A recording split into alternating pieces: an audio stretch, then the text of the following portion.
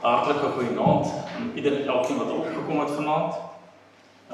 Ons is eintlik verbaas om soveel mense vanaand hier te sien. En ek is seker dat hoe die aande aangaan, dat ons die res van die banke ook gaan volmaak. Is jy bly om hier te wees? Ek sien uit na broer Ewens se lesings, die seminar wat hy gaan aanbied, en ek dink elke aand gaan meer interessant wees as die eerste aand of die vorige aand. Maar ons is dankbaar dat hy ingewillig het om dit te doen. Ewen, baie dankie. En om net te begin, kom ons sluit hier oog. Ons Hemelse Vader, Here, wat 'n wonderlike voorreg is dit om vanaand ook in U naam te begin. Here, waar ons in die eerste aand is van hierdie reeks, wat broer Ewen vir ons gaan aanbied, wil ek ook vra dat U engele sal stuur om rondom hierdie gebou 'n laar te trek. Here, dat wanneer ons hier weggaan, dat ons nie sal sê ons verstaan nie, maar dat ons hier gaan verstaan wat hy vir ons wil sê.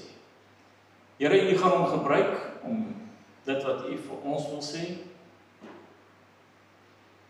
Here, en laat dit ingang sal vind en dat ons sal verstaan. Here, ons sal U naam altyd groot maak. Want waar U een of twee by mekaar is, daar het U gesê, is U ook teenwoordig. Here, ons sal hierdie verrigtinge dan verder in U naam oorlaat. Wil U ons seën, ons bid dit in U naam. Amen. Baie dankie. Dis nie nodig dat ek moet voorstel nie, né? Dankie, dankie Ewan. Geestelike groei is iets wat elke gelowige wat erns maak van 'n geloof graag wil hê. Maar dis nie iets wat effektief geïmplementeer word in die lewens van die meeste gelowiges nie. Waarom nie? Waarom is geestelike groei, of laat ek liewer so sê, 'n leefstyl van volhoubare geestelike groei so moeilik? Gewoonlik kry mense dat wanneer iemand tot bekering kom, en hulle daai opgewondenheid het, hulle daai ywer vir die nuwe geloof, dan sal daar 'n geweldige vinnige groeikurwe. En dan is dit asof dit afplat. Asof die opgewondenheid nie meer daar is nie, asof daar net nie meer daai dinamiek is nie. Dit is asof dit wegraak. En dit hoort nie so te wees nie. Geestelike groei behoort eintlik jou te neem van waar jy dan nou 'n geestelike nuutgeborene is, 'n wedergebore persoon, waar jy groei tot by wasdom. Maar baie min mense bereik werklik geestelike wasdom. Hoe weet jy iemand het geestelike wasdom bereik? Daar's 'n maklike manier om dit te vergelyk. Ons sien juist dat hulle praat van wedergeboorte, en geboorte is iets wat ons assosieer met wanneer ons gebore is. Goed? Nou, wat is 'n tipiese eienskap van iemand wat wasdom bereik het, iemand wat 'n volwassene is? Hulle het kinders. Goed? Hoeveel gelowiges kan eerlikwaar sê, ek het geestelike wasdom bereik, ek het geestelike volwassenheid bereik, in terme van, ek het geestelik geboorte gegee aan 'n ander persoon. Nie dat hulle volle krediet kan vat uit die aard van die saak nie, want die Heilige Gees is die primêre rolspeler, die primêre funksie van daai oortuiging van sonde, geregtigheid en oordeel. Dis 'n funksie van die Heilige Gees. Maar waar 'n persoon kan sê, maar die Heilige Gees het my al gebruik om iemand te bereik, om geestelike geboorte aan iemand te gee. En juist omdat hierdie konsep 'n bietjie abstrak is, geestelike groei, het ek 'n manier gaan soek om dit op 'n eenvoudige manier te verduidelik. Dat almal dit kan verstaan, dat almal kan verstaan wat nodig is om daarby uit te kom. Want baie keer besef mense, maar in my lewe sukkel ek met 'n spesifieke aspek van geestelike groei, byvoorbeeld gebed. Hulle gaan koop 'n boekie oor gebed, hulle lees die boekie, so klaar gelees en dan verstaan hulle 'n bietjie meer van gebed, maar hulle sien nie regtig 'n groeikurwe nie. Hulle het 'n bietjie van 'n oplewing in een aspek, maar nie volhoubare groei nie. En dis waar hierdie hele reeks vandaan kom. Nou die reeks is getiteld Kompas. En teen die einde van die aand gaan julle verstaan waarom spesifiek kompas. Want hierdie reeks is eintlik 'n lewenskompas wat vir jou rigting gee in terme van geestelike groei. Maar ons moet begin by die probleem wat elke persoon het. En daai probleem noem ek die Babel-sindroom. So, kom ons spring weg en ons kyk heel eerstens, wat is 'n sindroom? Nou, 'n sindroom word gedefinieer as 'n groep simptome wat saam kenmerkend is van 'n spesifieke versteuring, siekte of soortgelyke. 'n Groep verwante of samevallende dinge, gebeurtenisse, aksies ensovoorts, die patroon van simptome wat 'n spesifieke sosiale toestand kenmerk of 'n kenmerk dan aandui. En dan die laaste definisie is 'n voorspelbare, kenmerkende patroon van gedrag, aksie ensovoorts wat geneig is om onder sekere omstandighede plaas te vind. So nou noem ek hierdie die Babel-sindroom. Ons moet gaan kyk, wat is die Babel-sindroom? Nou moet onsself ook afvra. Manifesteer ons 'n sindroom, daai groepering van kenmerke wat die karakter van Babel reflekteer? Is dit iets wat ons inherent in ons lewens het? Nou daarvoor moet ons gaan kyk, waar kom die Babel-konsep vandaan? Genesis 10 vers 8 tot 12 sê, Kus was ook die vader van Nimrod. Hy het begin om 'n geweldenaar op die aarde te wees. Hy was 'n geweldige jagter voor die aangesig van die Here. Daarom sê hulle, soos Nimrod 'n geweldige jagter voor die aangesig van die Here. En die begin van sy ryk was Babel en Erech en Akkad en Kalne in die land Siniar. Nou, as ons daar gaan kyk, dan sien ons hier in die onderkant, het ons Erech, so eind op, sien ons daar in die rooi, ons het Babylon, daarbo, daar waar Kalach staan. Kalach se ander naam was die naam Nimrod. Dis waar dit vandaan kom. So, hierdie hele gedeelte, hierdie landstreek, was die land van Siniar. En dis wat later bekend gestaan het as Babylon. Nou, dit was uit die aard van die saak Nimrod se koninkryk. Nou, wie was hierdie Nimrod? Wie was sy voorvaders? Hoe word hy beskryf? Hoekom is hy belangrik vir ons vandag? Ons moet gaan ondersoek instel. So, ons begin om onsself af te vra, wat beteken die naam Nimrod? Nou, die naam Nimrod beteken rebellie of ons sal rebelleer. Nou, onthou, veral in die Bybelse konteks, iemand se naam was sprekend van die persoon se karakter. So, Nimrod by uitstek is 'n rebel. Dis wat hy is, dis wat hy ten doel het. Maar nou is daar 'n paar ander aspekte wat saam met dit genoem is. Daar's gesê hy's 'n geweldige jagter. Daar's gesê hy's 'n geweldenaar, maar wat beteken dit? Die konsep van sy naam is weerstand teen God. Dit staan sentraal. Hy's 'n rebel, hy rebelleer. Die begin van sy ryk was dan Babel. So hy bou vir hom 'n koninkryk op sekere beginsels. Daai beginsels is alles beginsels van rebellie. Ons het gesê hy was 'n geweldenaar. Nou wat beteken 'n geweldenaar? Die woord wat daar in Hebreëus voorkom is die woord gibor, dit word vertaal geweldenaar, en dit beteken 'n vegter, 'n tiran of 'n magtige. Karaktereienskappe van hom. Hy wil sy wil gestand doen, en hy dwing dit af, hy forceer dit af op almal om hom.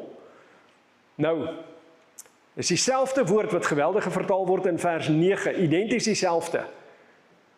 Nou volgens die Matthew Henry Bybel kommentaar, sê hulle die volgende van Nimrod, hulle sê, he was a mighty hunter, that is, he was a violent invader of his neighbors' rights and properties, and a persecutor of innocent men, carrying all before him and endeavoring to make all his own by force and violence.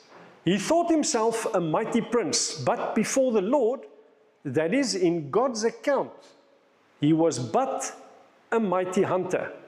Note, great conquerors are but great hunters. Maar wat jag hulle? as hulle conquerors is. Nie diere nie, mense. Onderdrukking van mense, die afforceer van die eie wil, en die oomblik wat jy jou eie wil op ander afforceer, dan plaas jy jouself hoër as hulle. Jy sê, ek is belangriker, hierdie is minder belangrik.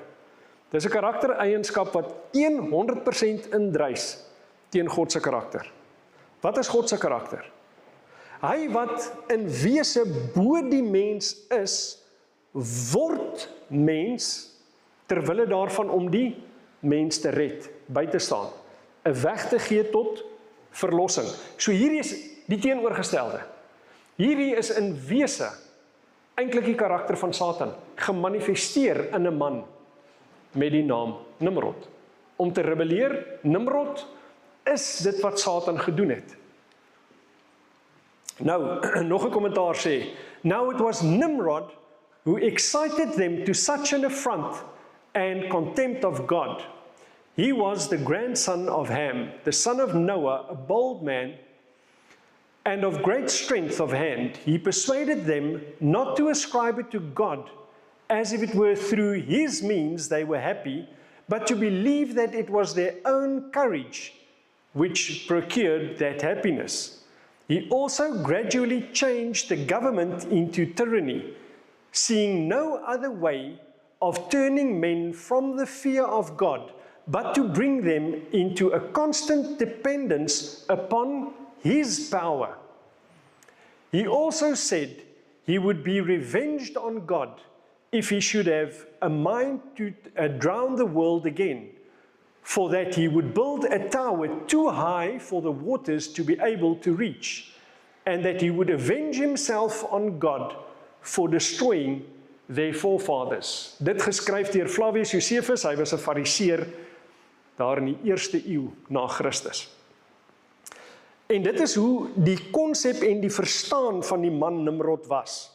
Hy wil alles wat God wou doen, wou hy ontdoen, hy wou dit wat God aan hulle gedoen het, deur die vloed, wou hy wreek. Nou, dink 'n bietjie aan die arrogansie daarvan, om te dink dat 'n mens homself kan wreek teen God.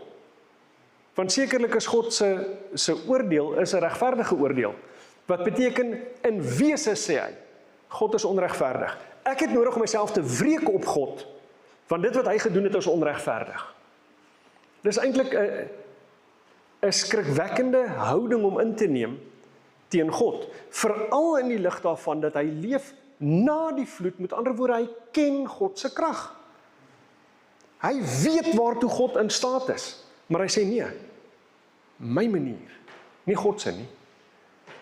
So, ons lees in Genesis 11 vers 1 tot 9, dat die mense dieselfde taal, dieselfde woorde gepraat het, daar was totale ooreenstemming tussen hulle, en hy kom dan en hy laat bou 'n stad en 'n toring, wat beide simbole is van rebellie. Waarom? Die stad, omdat God gesê het, die mens moet vermeerder en die aarde vul, nou bou hulle 'n stad, hulle bly by mekaar, sodat hulle nie gaan versprei oor die aarde nie, en hy sê, ons bou 'n toring, maar God het gesê, ek sal nie weer 'n vloed stuur nie. So, as hy die toring laat bou, sodat hulle self kan red, deur in die toring op te gaan as daar weer 'n vloed kom, dan sê hy, daar's verlossing deur werke. En hy sê ook, jy kan God nie vertrou nie, want onthou, God het gesê, ek sal nooit weer die aarde met 'n vloed vernietig nie. Hy sê, moenie hom vertrou nie. Bly by mekaar, moenie die aarde vul nie, nie God se plan nie, my plan. Absolute rebellie teen God. Nou, wat beteken die naam Babel, hierdie stad wat hy begin het, en ook die land? Dis afgelei van die Hebreëse woord Babal, wat beteken om te verwar, dis een van die moontlikhede, daar's 3 moontlikhede, die tweede ene is afgelei van die Babyloniese woord Babalu, wat beteken om te verstrooi of te verdwyn, of dis afgelei van die Babyloniese woord Babilu of Babilanu, wat beteken poort na God. En al 3 is ewe moontlik, want al 3 is relevant. Want dink 'n bietjie aan die storie van Babel. Is daar verwarring gewees? Ja, die tale is verwar, dis hoe hulle die mense uitmekaar uit laat spat het. Is hulle verstrooi? Ja, verseker. het hulle verdwyn van daai deel af. 'n handvol mense het oorgebly, maar die ander het versprei, en dan ook, die toring was 'n alternatiewe poort na God toe, want daai toring het mos gereik tot aan die hemel, so dis 'n alternatiewe manier om in die hemel uit te kom. So, wat is die verskil tussen Babel en Babylon? Baie mense is onder die indruk dat daar 'n verskil is, maar daar is nie, veral as ons die verskillende vertalings gaan kyk. Die woord Babel kom meer as 250 keer in die Afrikaanse ou vertaling voor, maar net 2 keer in die King James, maar Babylon 8 keer in die Afrikaanse ou vertaling, maar 260 keer in die King James. Babylon is dieselfde ding. Identies dieselfde, daar is geen verskil tussen die twee nie.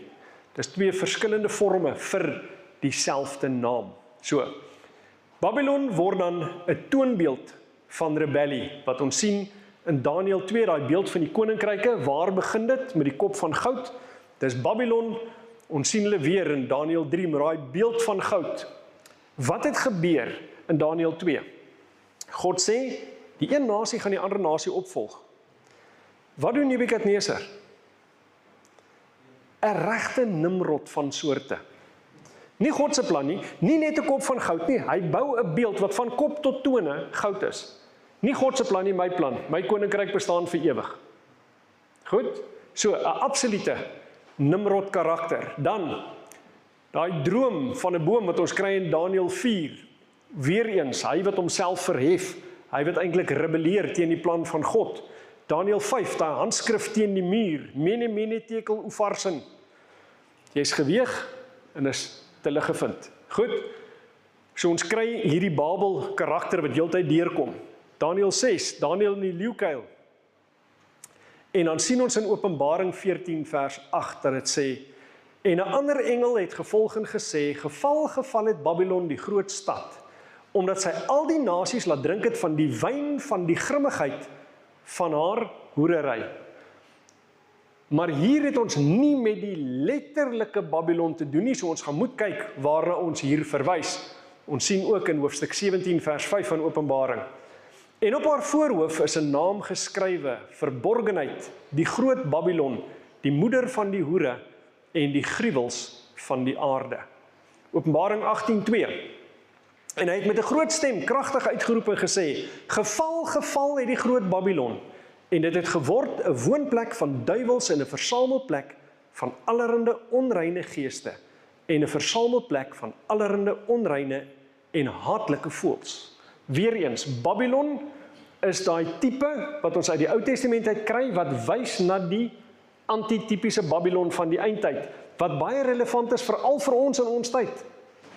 Die misidentifisering van Babylon is een van die grootste probleme in die kerk vandag, in die Christelike kerk, omdat hulle nie weet wie en wat Babylon is en wat die gevaar is wat Babylon inhou nie. So, wat is hierdie wyn van Babylon?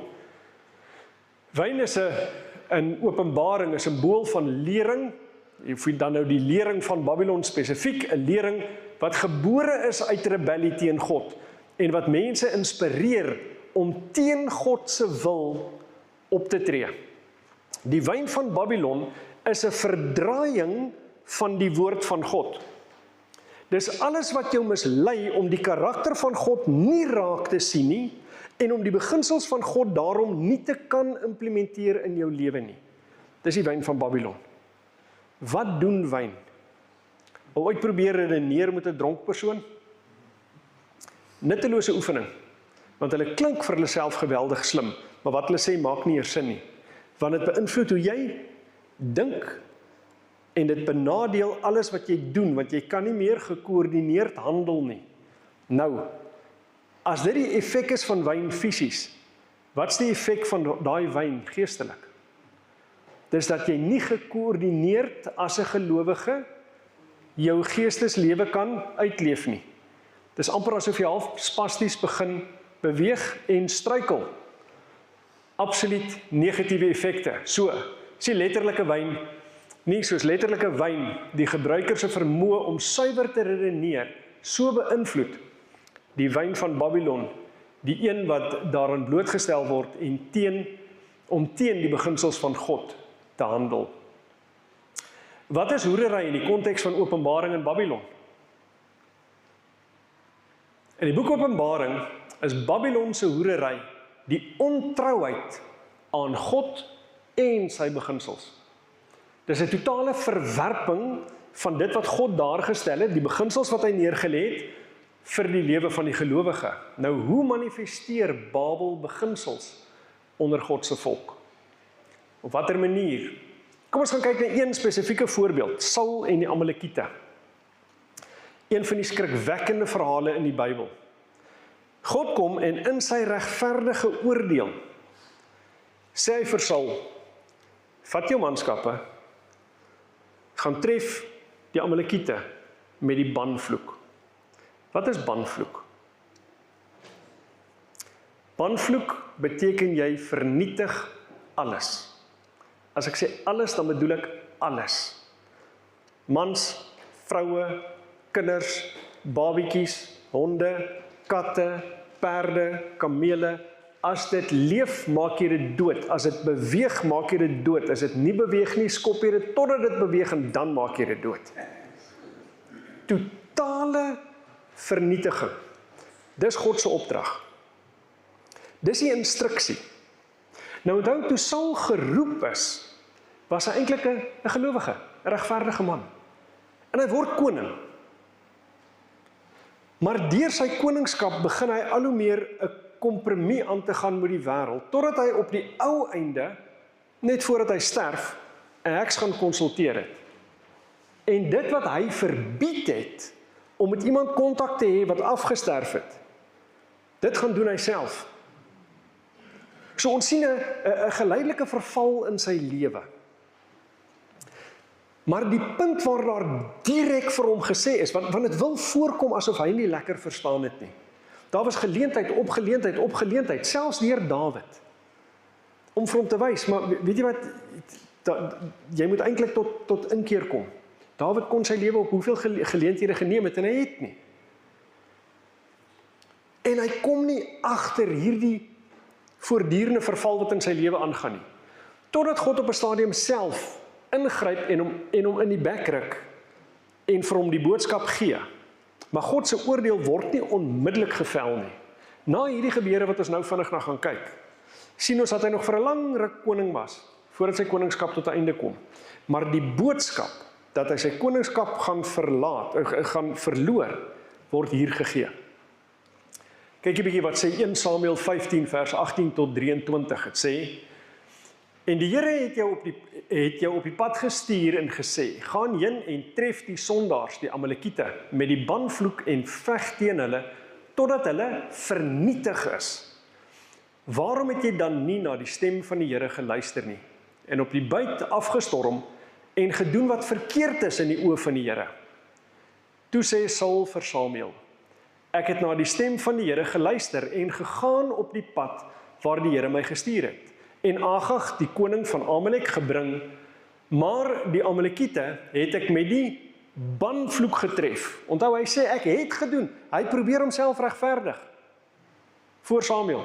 Hy sê, ek het gedoen wat die Here wou gehad het ek moet doen. Ek was getrou, maar kyk nou.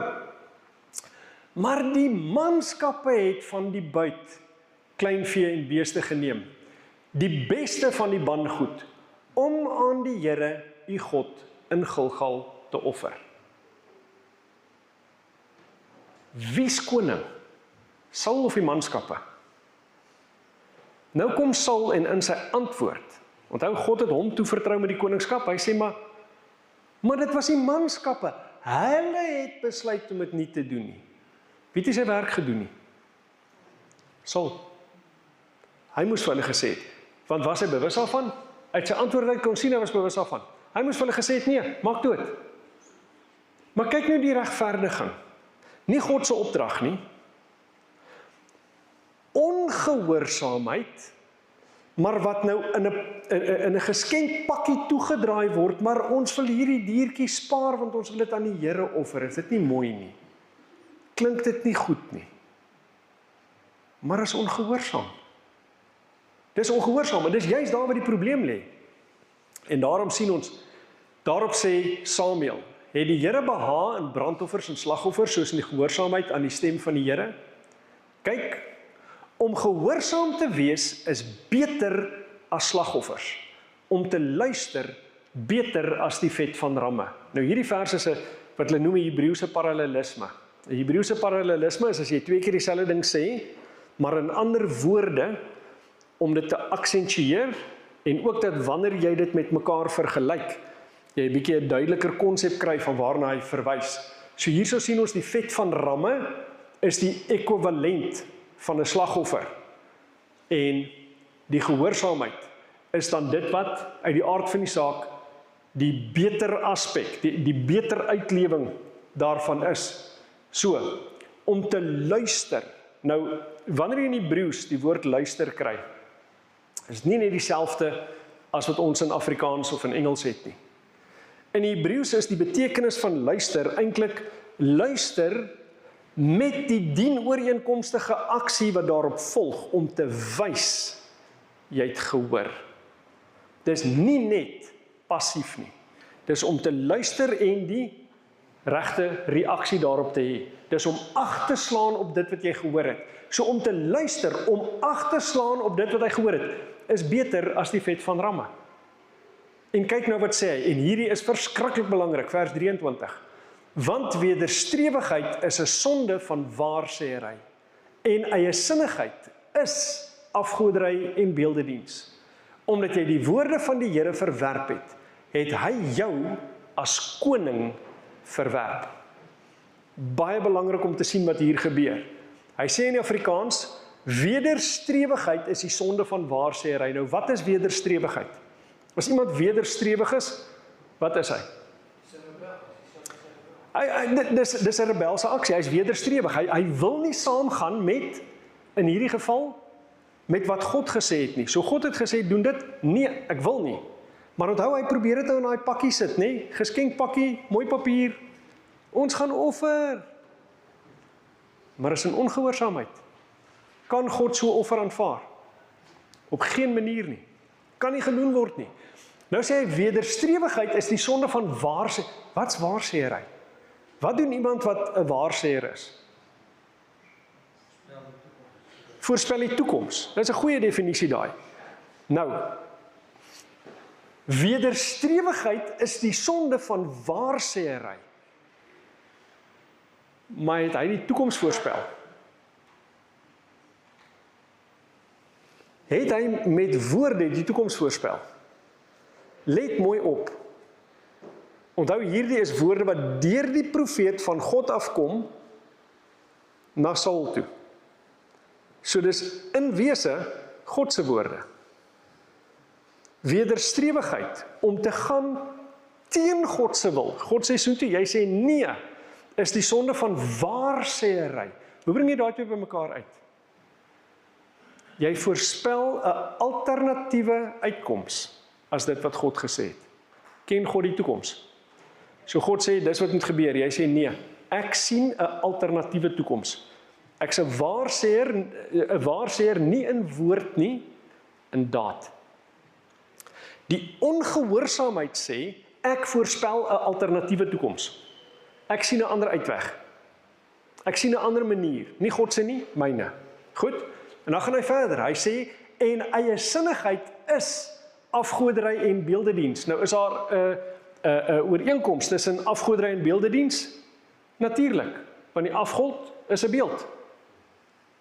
Maar wat vergelyk hy hier met afgoderry en beeldediens? Eiesinnigheid. Eenvoudige vraagie. Wie is die afgod? Hy self. Nie God se manier nie. Ek word die afgod. Ek gee my gehoorsaamheid aan myself, dit wat ek wil, nie dit wat God wil nie. Nie God se wil om gehoorsaam te wees en te doen wat hy wil nie, ek volg my eie metode. Ek volg dit wat vir my gerieflik is, ek volg dit wat vir my die uitkoms gaan gee wat ek verkies. Goed? So, dis waarom Saul sy koningskap verloor. Nou, kyk 'n bietjie na hierdie weergawe van die King James. For rebellion is as the sin of witchcraft. nie net wederstrewigheid, daai waarsêery is witchcraft. En dan sê hy, and stubbornness as iniquity and idolatry. Nou wat interessant is hier praat hy van iniquity, wat in die Bybelse konteks eintlik lawlessness is. Met ander woorde, nie God se wet nie, my wet. Nie God se metode nie, my metode. Die ESV, die English Standard Version, for rebellion is as the sin of divination. Wat doen jy as jy, you practicing divination, wat doen jy? Nee, dis nie deviation nie, dis divination. Dis eintlik golery. Jy roep 'n alternatiewe toekoms op. Jy kan die woord is 'n redelike, hy het 'n redelike, as ek die Engelse term kan gebruik, flexibility. Hy kan wees waarsêery, maar waarsêery het definitief te doen met die okkulte, korrek? Net so ook witchcraft, net so ook divination. Dis okkultiese praktyk, want dit gee nie gehoor aan God en sy wil nie. So daar het ons dit waarsêery, witchcraft, divination, dis wat hy mee betrokke geraak het, deur ongehoorsaam te wees, het sy handelinge daai 3 aspekte uitgewys. Wie is die God? Uit die aard van die saak, hy self. So, is Babel 'n realiteit in ons dag? Het ons daai aspekte in ons wêreld? As ons dink aan witchcraft, hoe gereeld kry ons moet heksery en daai tipe van ding te doen in ons algemene lewe? Ons sien dit nie so gereeld nie, maar jy sien dit miskien op TV, jy sien dit miskien in 'n rolprent of ietsie van daai aard. Maar onthou, in hierdie geval was dit nie die aktiewe beoefening van een of ander okkultiese ritueel nie, dit het die vorm geneem van ongehoorsaamheid, om te sê nee, my manier. Ek sien 'n ander toekoms. Ek toer vir my 'n alternatief op as dit wat God bestem het om te wees. So dis nie 'n letterlike stad nie, maar dis 'n geestelike koninkryk in ons lewens, 'n vesting van rebellie in ons harte. Nou, ly ons aan die Babel-sindroom, het ons die simptome, en hoe sal ons weet? Kyk 'n bietjie wat sê 1 Korintiërs 2 vers 12 tot 14, het sê, ons het ewenwel nie die gees van die wêreld ontvang nie, maar die gees wat uit God is, sodat ons kan weet wat God ons uit genade geskenk het.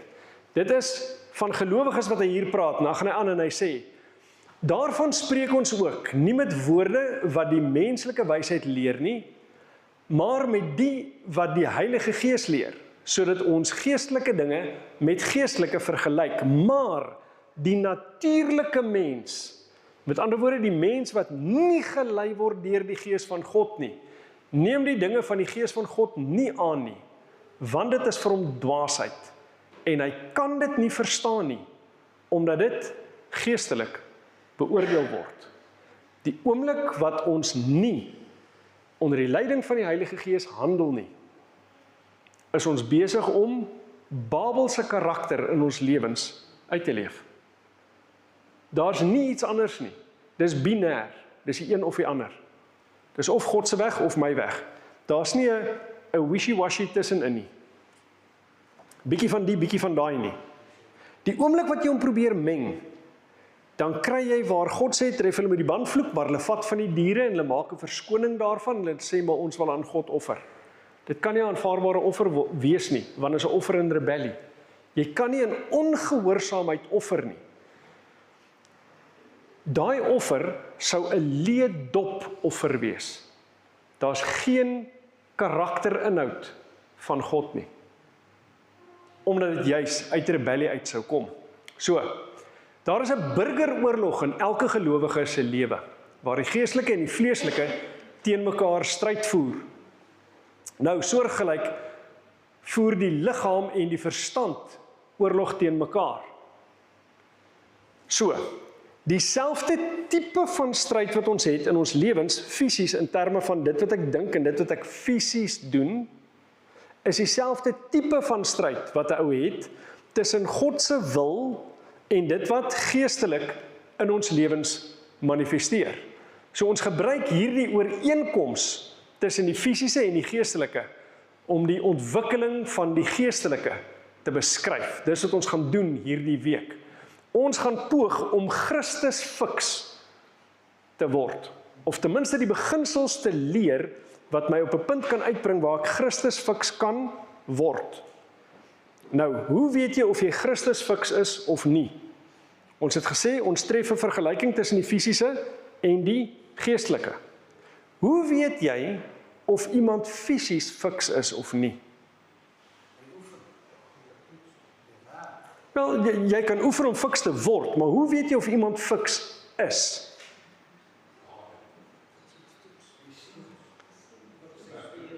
Hoe wys dit? Sy gelaat, sy voorkoms, as hy... Dit gaan definitief tot 'n mate wys in die voorkoms, verseker. Is Arnold Schwarzenegger fiks? Hy's gedissiplineerd. Hy's ten minste baie sterk. So net deur na hom te kyk, kan ons al klaar sekere dinge van hom sê. Goed? Maar kan jy na iemand toe kom? Kan ek byvoorbeeld hier kom staan vandag en sê ek's 'n bodybuilder? Nee. Hoekom glo julle my nie? Want jy het spiere nie. Daar's hy. Ek het nie die spiere nie. Dit sal wys. Dit sal wys. Want ek gaan nie my hemp uittrek nie. Daar's een ding wat ons moet verstaan. You can't fake fitness. Kan nie gedoen word nie. Nou kyk, ek het daarmee fisies self te doen gekry. Ek vra vir hulle net om vir 'n klomp studente, en ek moet dit alles wat die studente doen, moet ek saam met hulle doen, om ons 'n bietjie te kom touwys maak oor fiksheid. Genade mense. Ek dink ek sterf 7 dode. Ek wonder of ek in die weermag so swaar gekry het. Sy het vir ons gedrul. Kyk, jy dink jy's fiks. Jy kan vir ander mense vertel jy's fiks. Maar as ek 'n Engelse term kan gebruik, when the rubber meets the road, en met daai rubber bedoel ek dit wat onder jou voete is, wanneer jy moet begin hardloop, can't fake fitness. Of dit is of is nie. Geestelik dieselfde. Identies dieselfde. Dit gaan wys. Nie noodwendig onmiddellik nie, maar die oomblik wat jy die aksie begin doen, dan wys dit. Wie is werklik fisies fiks? Net so. Wie is werklik geestelik fiks? Maar wat gelowiges aan betref, almal wil geestelik fiks wees, Christus fiks wees. Almal wil daar wees, maar dit is nie die realiteit nou nie. Nou gaan daai einddoel van self gebeur? Nooit. Nee, is fisiese fiksheid, nie van self kom nie. Dit vat werk. Dit vat werk en inspanning. Is dit lekker? Nee. Maar die interessantste ding, hoe meer jy daai dinge doen wat nie noodwendig lekker is nie, hoe meer raak jy amper verslaaf daaraan. Is dit reg, Lenet? Raak mens al verslaaf aan dit? Ek weet dit, nee. Want jy het nog nooit iemand gesien wat so opgewonde is om weer die volgende oggend op te staan en ons weer te drill nie. Teerpaal op die skouers in water in, dit is 'n ding en 'n half. Maar dis hoe dit is. Dit gaan moeite vat om daar uit te kom, maar hoe meer jy dit doen, hoe meer dit jou lewenstyl word, hoe meer word jy amper verslaaf daaraan, want jy besef die waarde wat dit vir jou inhou. Jy sien uit om daai voordeel daaruit te put, maar dit kom nie van self nie. So in elkeen van ons is daar iemand wat wil geestelik fiks uitkom. Net so, in mense wat nie gesond is nie, is daar iemand daar binne wat wil uitkom, maar wat gaan dit vat? Wat gaan dit vat? Het gaan moeite vat, effort. Nou, een van my gunsteling sê goed, facts don't care about your feelings. Feite gee nie om hoe jy daaroor voel nie. Feite is feite. Suffer the pain of discipline, or suffer the pain of regret. Daar gaan pyn wees. Wat wil jy doen? Gaan jy die pyn vat, waaraan daar 'n einde is, omdat jy in die staat gaan wees waarin jy wil wees? Of gaan jy vir altyd die pyn ervaar van, ek wens ek het dit gedoen toe ek nog kon? Daai is die realiteit. Ons kan nie van dit af wegkom nie. So kies een. Kies die tydelike pyn wat jou sterker maak, beter weergawe van jouself, fisies, maar dit geld net soveel vir geestelik. Of daai pyn van regret. Nou as ons nie geestelik kan groei nie, as ons geestelik agteruit gaan, op die ou en geestelik sterf, daai pyn is die pyn van weg van God af wees. Dit wens ek niemand toe nie. Gelukkig, genadiglik, omdat ons God en sy karakter ken, weet ons daai pyn is nie 'n ewige pyn nie. Goed, die effek daarvan is ewig, maar die persoon se bewustheid daarvan is nie ewig nie. Goed, so, al bestaan dus 'n noue verwantskap tussen die fisiese en die geestelike, en op die Bybelse voorbeeld kan ons dan verder bou. So daar is 4 basiese aspekte wat gesamentlik bydra tot volhoubare fisiese fiksheid. Onthou, ons gaan fisiese fiksheid gebruik heeltyd as die model om die geestelike te beskryf. Die eerste een is wilskrag. Kardinale belang. Die tweede ene, nutriënte, voeding, dit wat jy eet. Die derde ene, oefening. Die vierde ene, stiltyd. Eerste letters, WNOS. Waaraan laat dit jou dink? WNOS. Wat ken ons wat daai 4 karakters op het? 'n kompas.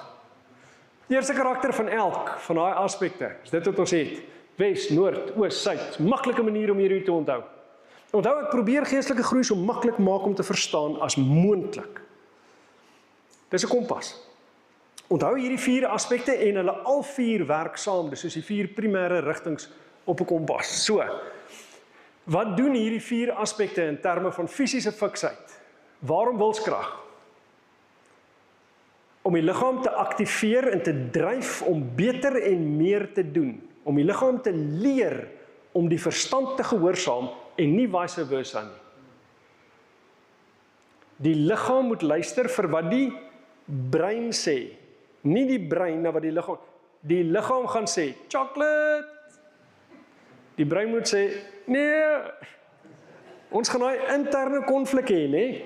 Goed, dis waarvoor die wilskrag daar is, laat die brein nie luister na die liggaam nie, maar die liggaam na die brein. Waarom nutriënte? Waarom het ons nutriënte nodig wat fisiese fiksheid aanbetref? Om die liggaam van die nodige boublokke te voorsien, om te kan groei, herstel, te kan bring waar skade aangerig is, en dit is die brandstof vir aksie. Dink 'n bietjie daaraan as jy in die gimnasium was en jy het daai oefeninge gedoen, dan skeer daai spiermos, klein, mikroskopiese skeertjies wat daar in die spier kom. As jy reg geëet het terwyl jy slaap, kom daai voeding by daai spier uit en dit maak hom sterker. So jy word eintlik 'n bietjie groter wakker as wat jy gaan slaap het. Waarom oefening? Om sterk te word, soepel te word, deursettingsvermoë aan te leer, fiks te word en groei te stimuleer in jou liggaam. Waarom stiltyd? Waarom is daai stiltyd nodig? Om toe te laat dat die nutriënte hulle werk kan doen en te herstel wat deur die oefening onder spanning geplaas is. Dis tyd vir herstel, vir opbou en vir groei. Nou, wat gebeur as jy invindelik kort kom? Vertel my daar, watter ene kom kort? Ons het nutriënte, oefening en stiltyd. Watter ene is weg? Ek gee julle 'n klou. Wat gebeur as wilskrag weg is? Gebeur niks. Dit help nie, jy ken die beginsels en dit word nie geïmplementeer nie. Wilskrag is dit wat gaan maak dat dit op die ou ende geïmplementeer word. Volgende ene, watter ene is weg? Ons het daar wilskrag, oefening en stiltyd. Watter ene is weg? Nutriënte, dit wat jy eet. Wat gaan gebeur as jy die wilskrag het om te oefen en te slaap, maar jy eet nie reg nie? Geef julle 'n klou.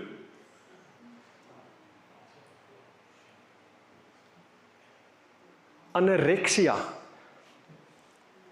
Ten minste, jy gaan in 'n swak fisiese vorm op die ou ene wees, want jy kan nie net aanhou oefen en slaap, maar daar is nie voeding nie. Jy gaan in elk geval nie die energie om te kan ordentlik oefen nie. Goed? So dit gaan 'n disaster wees. Jy gaan uitgemergel wees. Onthou, daar's 'n parallel tussen die fisiese en die geestelike. As jy nie geestelik voeding kry nie, Wat is daar? Kan nie veel wees nie. Volgende ene. As jy die wilskrag het om te eet en te slaap. Daar is die klou. As jy die wilskrag het om te eet en te slaap, uiteinde is obesiteit. Onthou, daar is 'n parallel tussen die fisiese en die geestelike. Daar is mense wat geestelik obese is. Mense wat sit en byvoorbeeld Springbok rugby kyk, en hulle is in 'n regtig slegte toestand, maar hulle sê, daai moes net dit gedoen het, en hulle moes net dit gedoen het, en hulle moes net dat gedoen het. Maar hulle self kan nie. Maar hulle kritiseer. Geestelik in ons kerke is daar geestelik obese mense wat die heeltyd elke liewe ding wat die kerk doen sal kritiseer. Maar lig hulle die boude om iets self te doen?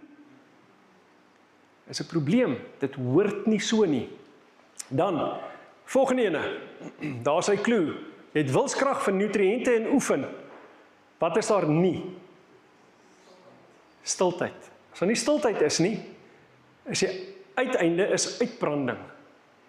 Jy moet ook stil raak, rustig raak, tyd gee vir daai herstel. Nou, hoe is hierdie 4 aspekte van toepassing op geestelike groei? Kom ons kyk vinnig wat die Bybel vir ons sê. 1 Korintiërs 3 vers 16 en 17. Weet julle nie dat julle 'n tempel van God is en die Gees van God in julle woon nie? As iemand die tempel van God skend, sal God hom skend, want die tempel van God is heilig en dit is julle. Ons is die tempel van God, so selfs die Bybel gebruik hierdie parallel tussen die fisiese en die geestelike. Selfde met 1 Korintiërs 6 vers 19 tot 20. Hy sê, of weet julle nie dat julle liggaam 'n tempel is van die Heilige Gees wat in julle is, wat julle van God het, en dat julle nie aan julleself behoort nie? Want julle is duur gekoop, verheerlik God dan in julle liggaam en in julle gees, wat aan God behoort. Net soos wat ons fisiese liggaam aan God behoort, so behoort ons ook geestelik aan God. Is ons verantwoordbaar aan God vir ons toestand? Natuurlik.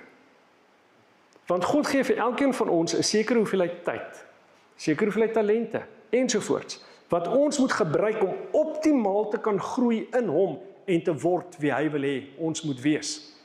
So, wilskrag in die geestelike aspek is dan dit wat geloof dryf en motiveer, maar ek wil byvoeg. Dis ook die vermoë om ons wil ondergeskik te kan plaas aan God se wil. Nie my wil nie, maar u wil. Goed, Jesus se gebed in die tuin. Laat hierdie beker by my verbygaan. Nogtans nie my wil nie, maar u wil. Om die besluit te neem dat ongeag van wat gaan volg, jy getrou gaan bly om te doen wat hy wil hê. Geestelik dan, nutriënte is dit wat die siel voed. Wat sou dit tipies wees? Wat voed ons siel? Verhouding met hom, maar wat is die voeding wat hom gee? Want onthou eintlik al hierdie aspekte saam spreek van verhouding. Die voeding vir jou siel is die woord van God.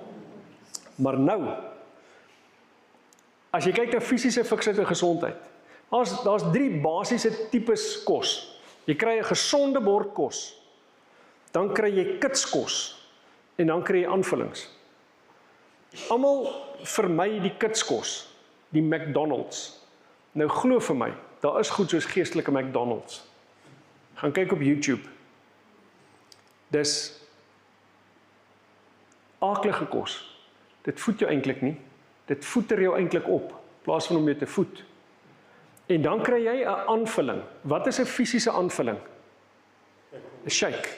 Jy gooi die poeier in, jy gooi 'n bietjie melk in of water in, jy skit hom. Nie baie werk om dit voor te berei nie, en jy drink dit. Daar's voeding in, daar's waarde in, maar kan jy op dit leef? Dis wanneer jy werk aan dit wat, wanneer jy inneem, dit wat iemand anders hard aangewerk het. Jy luister 'n preek, jy luister geestelike musiek, ietsie in daai lyn. Kan jy op 'n aanvulling leef?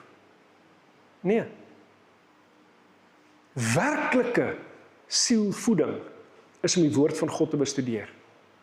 binne sy konteks, waar jy weet wat die bestanddele is wat in die kos ingaan, sodat jy weet wat jy inneem. Dit gaan jou ook die vermoë gee om te weet, as iemand anders vir jou iets van 'n kansel af vertel, of op 'n DVD sê, of wat ook al, is dit goeie voeding of is dit nie?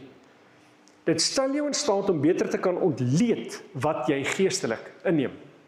Volgende ene, oefening is dit wat geloof uitdruk, beproef of toets. Ander woorde, daai praktiese interaksie wat jy gaan hê met mense, met dinge, dit wat jou op die proef gaan stel om te kyk. En onthou, dis 'n proses waar jy seer kry. Of dit nou is dat jy ver gaan hardloop, en of dit nou is dat jy nou kragoefeninge gaan doen in die gimnasium, en watter tipes is daar? 2 primêre tipes oefeninge. Kragoefeninge aan die een kant, uithou oefeninge aan die ander kant. Ons gaan in 'n toekomstige lesing gaan ons kyk na daai 2 en wat dit geestelik eintlik uitbeeld en wat die effek daarvan is. En dan stiltyd. Dit wat geleentheid bied vir groei en verstaan. Fisies is stiltyd tipies dit wat gebeur wanneer jy slaap. Maar binne ons geestelike konteks het ons 'n ander verstaan van wat slaap beteken. Jy's nie dood nie, daarom verkies ek die term stiltyd. Jy's net stil, jy's rustig. Dis daai tyd wat jy stil raak aan die voete van Christus, daar waar genesing kan plaasvind. Want net soos wat jou spiere die kans nodig het dat die voeding by die seer spiere kan uitkom, sodat dit genesing kan bring vir dit die skade wat gedoen is tydens die oefening, net so. Tydens die oefening, wanneer ons in ons praktiese lewe het ons nou goeders gedoen, iemand sê iets by die werk, iemand by die kerk doen iets en jy kry skade. Daai genesing kom aan die voete van Christus. Op 2 maniere. Aan die een kant gebed en aan die ander kant meditasie. Maar nie oosterse meditasie nie, Bybelse meditasie. En ons gaan kyk na die definisie daarvan, wat presies is dit? En waarom is dit so belangrik? Want baie mense die oomblik wat hulle die woord meditasie hoor, dan gooi hulle al hulle speelgoed uit die kot uit. Dan sê hulle nee, Christen moenie mediteer nie. Dis Bybels. Die Bybel noem dit net nie meditasie nie. Hy sê byvoorbeeld, bedink hierdie dinge. Dis om dit deur jou gedagtes te maal, dieper insig te kry en te kan verstaan wat gebeur. So daaroor gaan ons ook gesels later in hierdie week. So, dis dieselfde tekort wat fisiese welstand negatief beïnvloed op soortgelyke wyse geestelike welstand en groei. So, Maandag, môre gaan ons kyk na wilskrag, al die verskillende elemente daarvan. Ons gaan kyk Dinsdag na die nutriënte aspek, Bybelstudie ensovoorts. Ons gaan kyk na oefening Woensdag, dis evangelisasie. Die verskillende metodes van uitreik en daai tipe van ding. Ons gaan Donderdag kyk na stiltyd wat gebed en meditasie is, en Vrydag gaan ons kyk na die integrasie van hierdie 4 verskillende goed. Want as jy eers al 4 van hulle verstaan, moet jy verstaan hoe hierdie 4 saamwerk. Net soos wat ons net gesien het, as jy een van die 4 elemente uitlos, dan werk dinge nie uit nie. Vrydag aand gaan ons kyk na die integrasie van die geestelike verskillende elemente en hoe daai goeie saamwerk. En as ons dit implementeer in ons lewens en volhoubaar implementeer, voortdurend implementeer, dan is daar geen ander metode. As dit 'n leefstyl word, is daar geen ander manier as dat jy konstant geestelik gaan groei nie. Daar is geen ander manier nie, want al die elemente wat die Bybel vir jou gee, wat nodig is vir geestelike groei, is hierin vervat. So, môre aand gaan ons kyk na wilskrag. Is daar enige vrae oor wat ons vanaand oor gesels het? Vanaand is letterlik net 'n inleiding tot wat ons die week gaan doen. So ek nooi julle uit, woon môre by.